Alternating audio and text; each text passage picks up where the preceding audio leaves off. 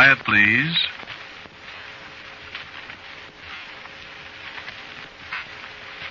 Quiet, please.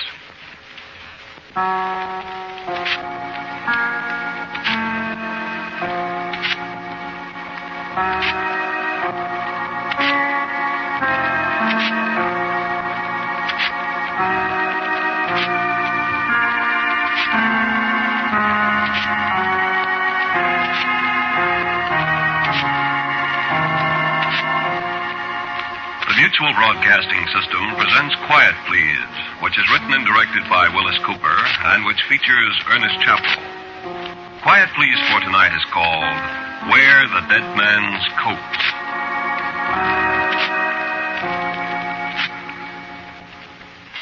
Let me see. Yesterday, that's 1 day. The day before, that's 2. The day before that, that's 3. 3 days. It's 3 days, all right. The doc was right. So that fixes me. You think it don't? Well, listen. You wouldn't know Kidneyfoot Cassidy, would you? Yeah, of course you wouldn't. You might have seen him if you was ever walking along Canal Street around 6 in the evening in the summertime, or if you was down near Wabash and Van Buren under the L of a winter afternoon. He was the guy that put the bite on you for a dime to get to Oak Park because he'd forgotten to spend his last 15 cents for a magazine. He'd show you the magazine, offer to give it to you for a dime. But you never took it. You slipped him a dime, and a dime, and a dime, and pretty soon you'd have enough to go to Racine if you wanted to.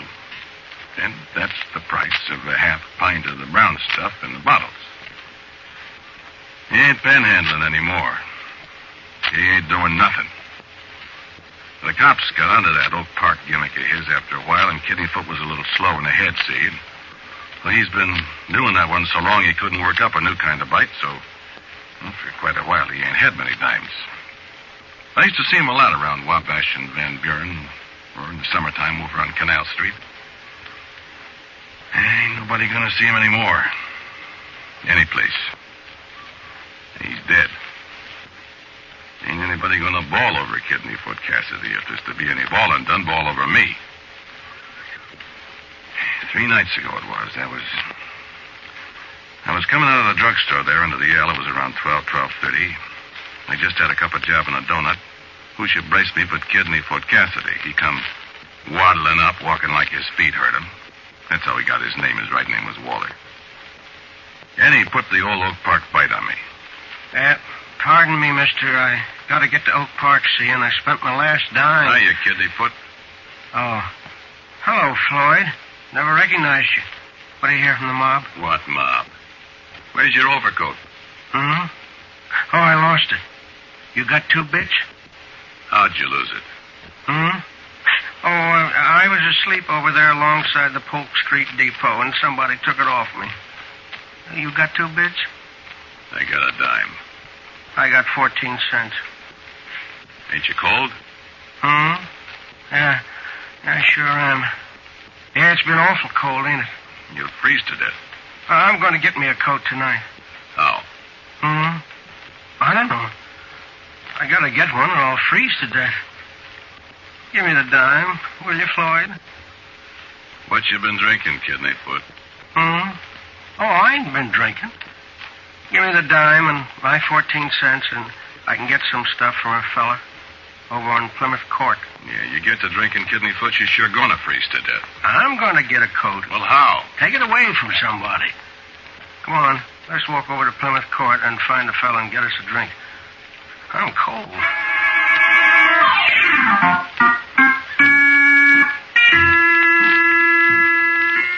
There was a time when I first come to Chicago. That's been many a year ago, and I was broke and had no place to stay. I was walking along Canal Street one night, and Kidneyfoot Cassidy was the only guy in Chicago who took pity on me and bought me a cup of coffee and left me sleep in his room over on West Madison Street, see? So we've had quite a winter in Chicago this year, and I got a place to stay. I got a room on North LaSalle Street, at least while the dough lasts. And I ain't seen Kidneyfoot for a long time, and he's a lot older. The poor guy is starving. What am I going to do? And all I got to say is I wish I hadn't. I got more than a dime I tell him about, and I offered to buy him a cup of java and a hot dog over on South State in the shooting galleries where the dogs are bigger, even if they are staler.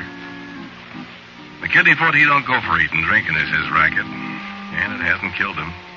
He ain't dead. Yet. So I walk over to Plymouth Court with him. That's a little kind of alley off Van Buren between State and Dearborn. It's all full of printing houses. It's dark there at night, especially this time of night. You could hear his teeth chatter for 2 blocks. Now, this 3 nights ago, see, I say to Kidney Foot, why don't he come home with me, but he ain't interested. All he can think of is a bottle. And, I guess, Coke. So, we get the bottle from a little guy in a big overcoat like a Mackinaw with a sheepskin collar that come out from between a couple of buildings in the dark. And after Kidneyfoot takes a great big slug out of the bottle, he gets the coat. Kidneyfoot was sore because the bottle busted when he clouted the guy, but when he took the coat off him, there was 2 more bottles in the guy's suit coat. Me? I never done a thing. But I couldn't. I didn't have a chance. 1 minute, Kidneyfoot is slugging down Rotgut. The next minute, the guy is laying on the cobblestones, and the old man's taking his coat. He put it on. He run his hands in the pockets. He wiggled down inside the sheepskin collar, and he laughed.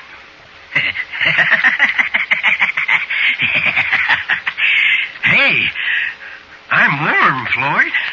I'm standing there with my face hanging out a foot. Warm, I think. Warm. Boy, you're hotter than a pistol. You know, that's the thing. This little guy, you never think he never heard a flea, and he takes this fella like that. I don't need to ask, is he dead?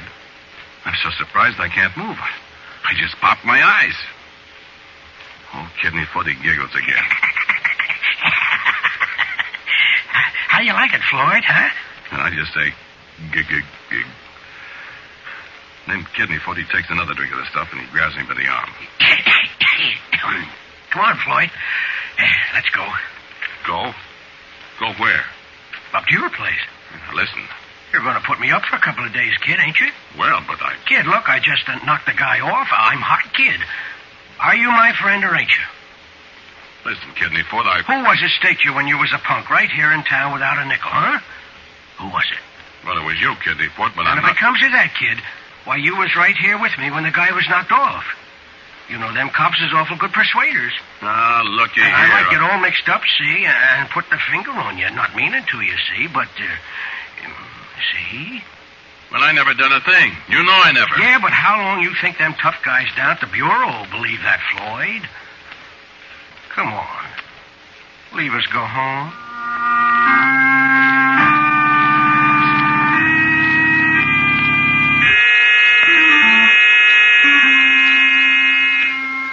All right, so what could I do?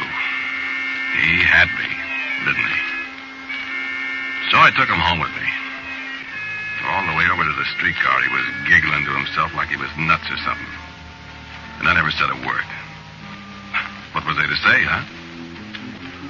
So when I seen the streetcar coming, I says to him, now listen, I says, cut out that laughing and make a fool of yourself, I says. It's bad enough what you done already without drawing some streetcar connie's attention to you so he'll remember you, I says.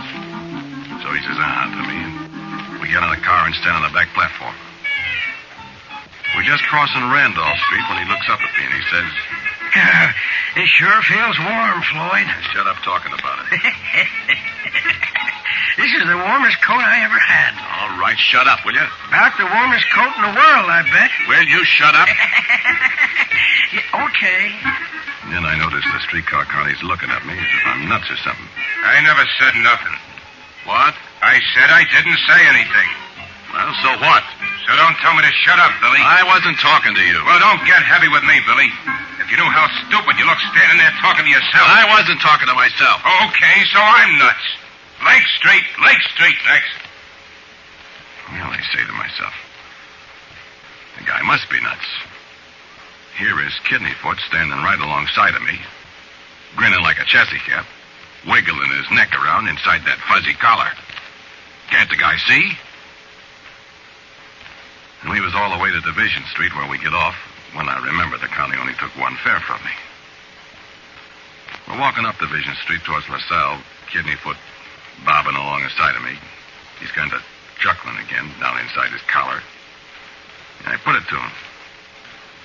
What was with that there streetcar jockey, Kidney Foot? How? He didn't see you. Didn't he? He acted like he didn't. Besides, I never paid him no fare for you. And he never asked me. Funny, huh? I don't get it. Well, I ain't very anxious to be seen by nobody. Yeah. Listen, Kidney Foot. What? Look, you know me. I ain't no angel. I should say not, kid. Well, what I mean, listen. I don't like this deal one little bit. I won't stay long, Floyd. Well, what I mean, I can't stand no manslaughter rap, see? Oh, me neither, Floyd. One more rap and I'm in Joliet from now on. Me too. Now, look at Kidney Foot. Don't be tough on me. I won't be no tougher than I have to, Floyd. Well, I mean... I know what you mean, kid. It's the same difference with me, see? I don't want that Joliet department either. Well, So I figured like this. The only out I got is for you to stash me away for a while, see? I got nothing against you, kid, but this here is the only out I got, see? Yeah, I know. So you better play ball, see? Or else. Yeah. Well... Sure, take it easy, kid.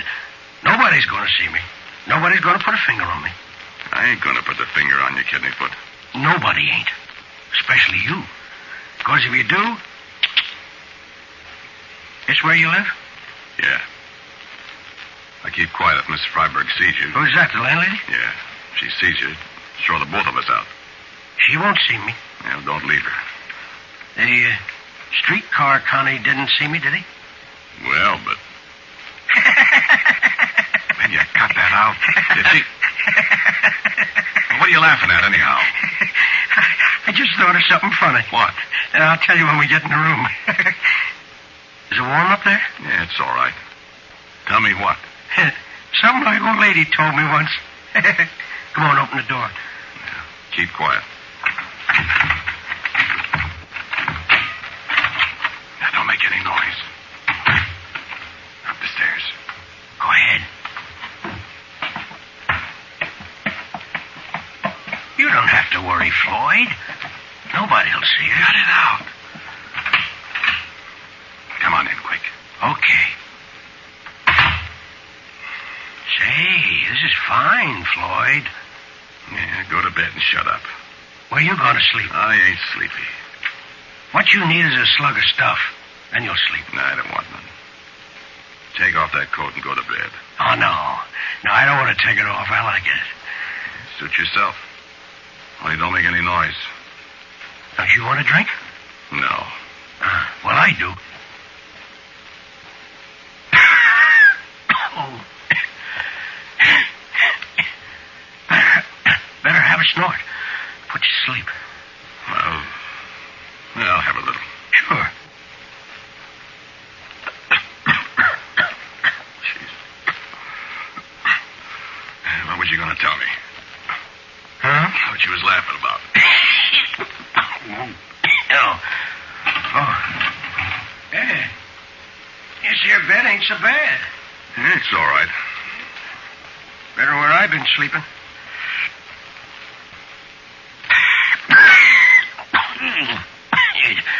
It's warmer, too. Oh, this coat. I'll have a little more of that stuff. Sure.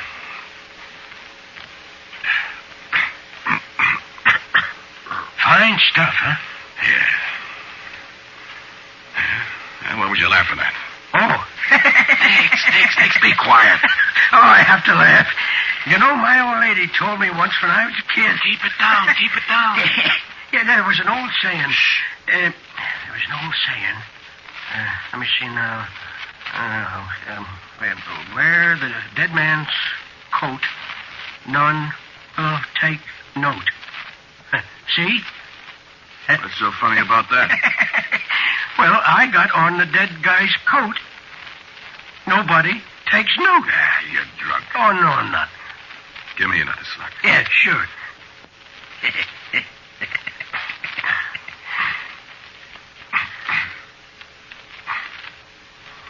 tell you you're nuts. She used to tell me about an old guy. His name was John Thomas Grady, his name was. So John Thomas Grady, he knocked off a judge. This was in the old country. And nobody ever seen him from that day to this. Yeah? How come? He put on the dead man's coat. I don't get it. People couldn't see him. So, see? They can't see me either. I can see you. Nobody else can. Give me some of that. How can I see you if nobody else can? Because you was in on it, I guess. I don't know how it works, Floyd, but that's how it is. I'm invisible. Ah, you're crazy in the head. Roll over there. I want to sleep. I thought you said you wasn't sleeping. All of a sudden, I am. One more nightcap. Split it with you. Yes, sir? Invisible. Unsensible. There was more to the saying. Only I forget. Well, shut up. Okay. Where dead man's coat and...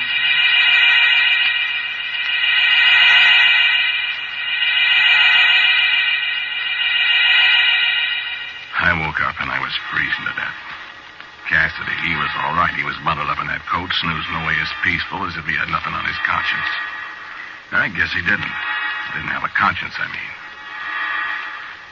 My head was banging like a boiler factory. That there two-bit whiskey jars your teeth loose if you ain't used to it like Kidney Foot Cassidy was. Yeah. I sat there on the edge of the bed and I thought. The more I thought, the worse it got. I was stuck. He had me. If I beeped, he put the mark on me, and where he went, I'd go too. Didn't do no good to think. No, because I'm a good guy. Because Cassidy had to have an overcoat. No cop in the world would believe me for a minute. Oh, I need a drink. Bottle's empty. I sit and look out at the brick wall next to the window. I look at Cassidy all warm in his new coat and sleeping the sleep of the just. Well, I'm going to wake him up, too. Then there's a rap on the door and it opens and I'm pretty near jumping on my skin. Boy, am I scared. Well, good morning, Floyd. Good morning, Mrs. Freiberg. I tried to throw the blanket over Cassidy. Good morning. Didn't you forget something yesterday, Floyd? Forget? Forget what? He takes the blanket off. It was rent day yesterday. Oh, rent. Cassidy opens one eye and looks at Mrs. Freiberg. Rent day? What's the matter with you this morning?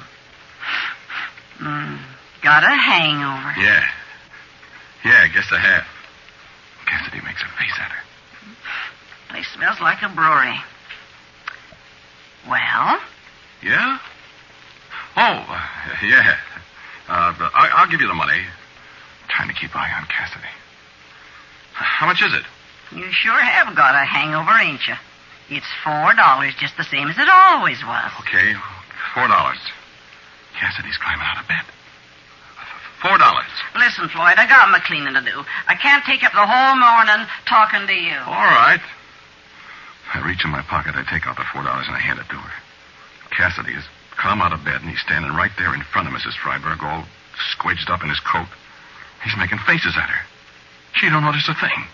What are you looking so funny about? Hangover, I guess. Cassidy's bopping up and down in front of her, grinning like an ape, and she don't pay no mind. You want a receipt? Receipt? No, I guess not, Miss Freiberg. I guess not. What are you up to, Floyd? Me? I won't stand for no monkey shines in my house. You know that. I ain't got no monkey shines. Well, all right. See, you don't. I'll send David up to make the bed. You better get out and get some air. Cassidy is doubling up, laughing all the time she's talking. So she goes out and he pretty near busts. You see? I am invisible. Oh, boy. Why didn't I think of this before?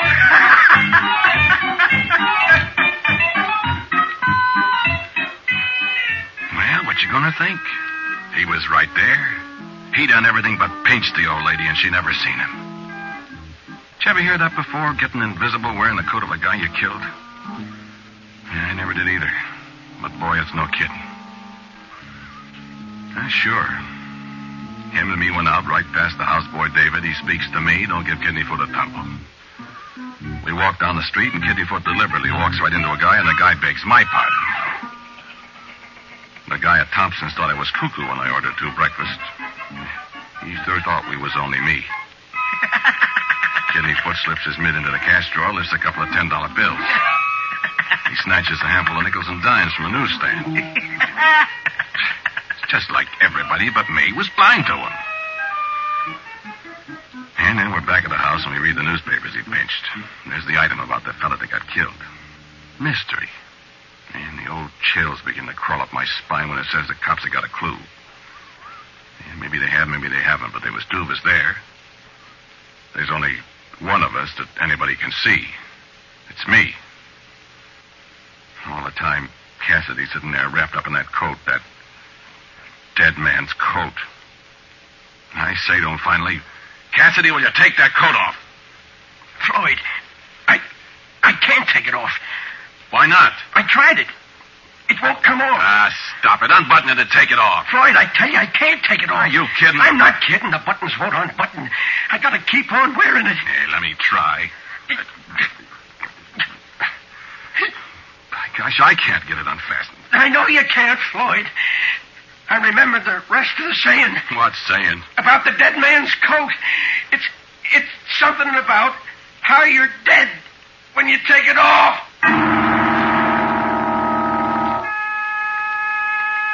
We tried all day, every once in a while, to get the coat off him, but there was no soap. You could get a button unfastened, and when you tried the next one, the first one, the button all over again.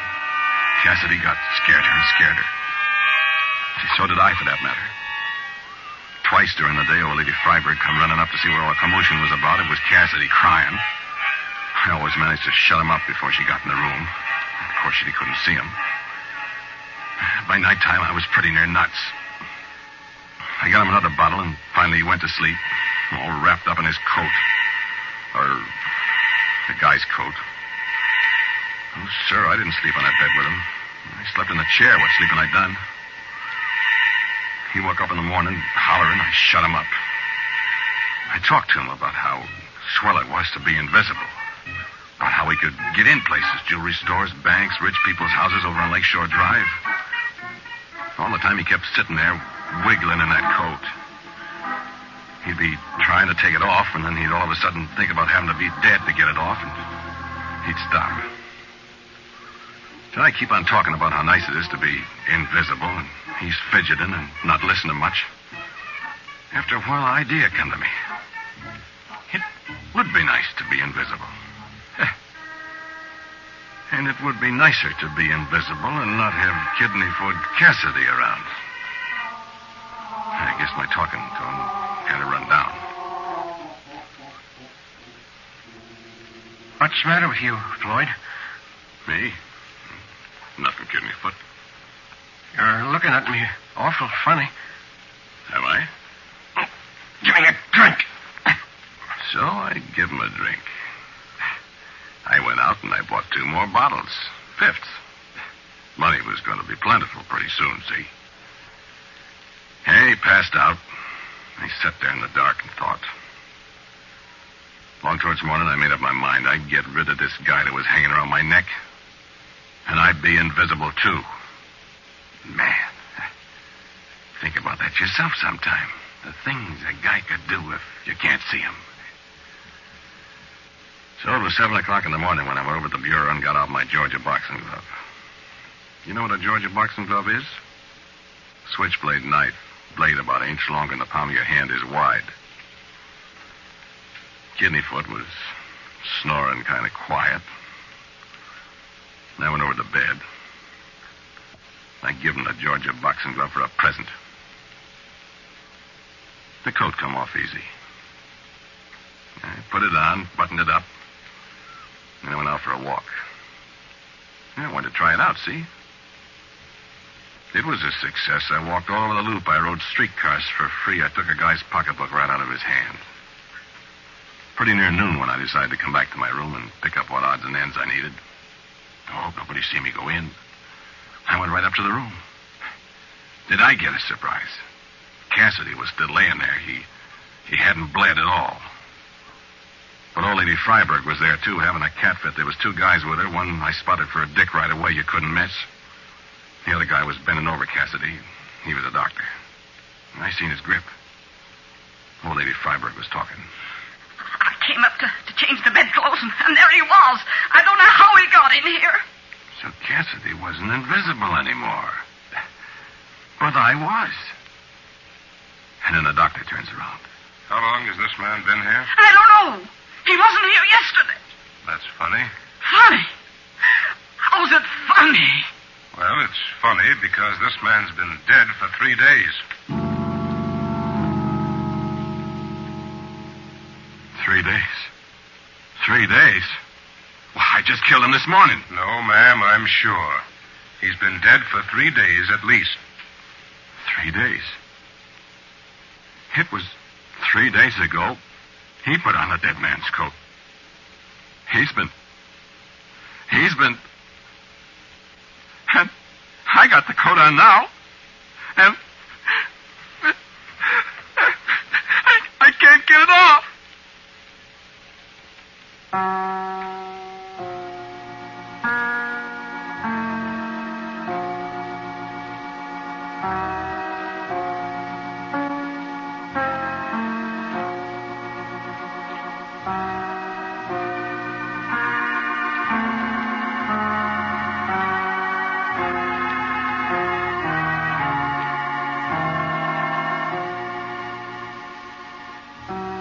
Listen to Quiet Please, which is written and directed by Willis Cooper.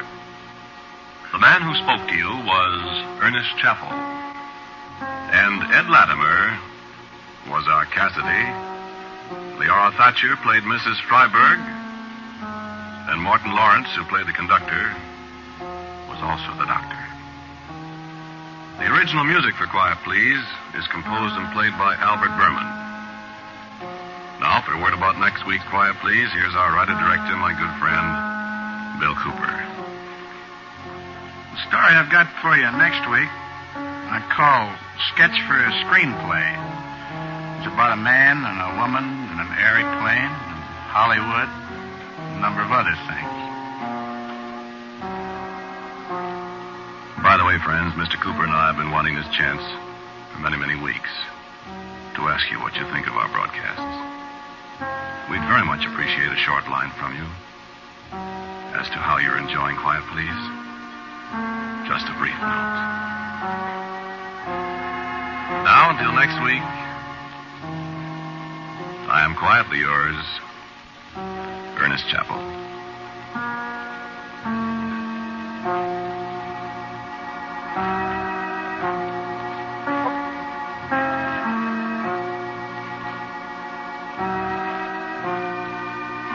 Quiet Please comes to you from New York. This is the world's largest network, serving more than 450 radio stations, the Mutual Broadcasting System.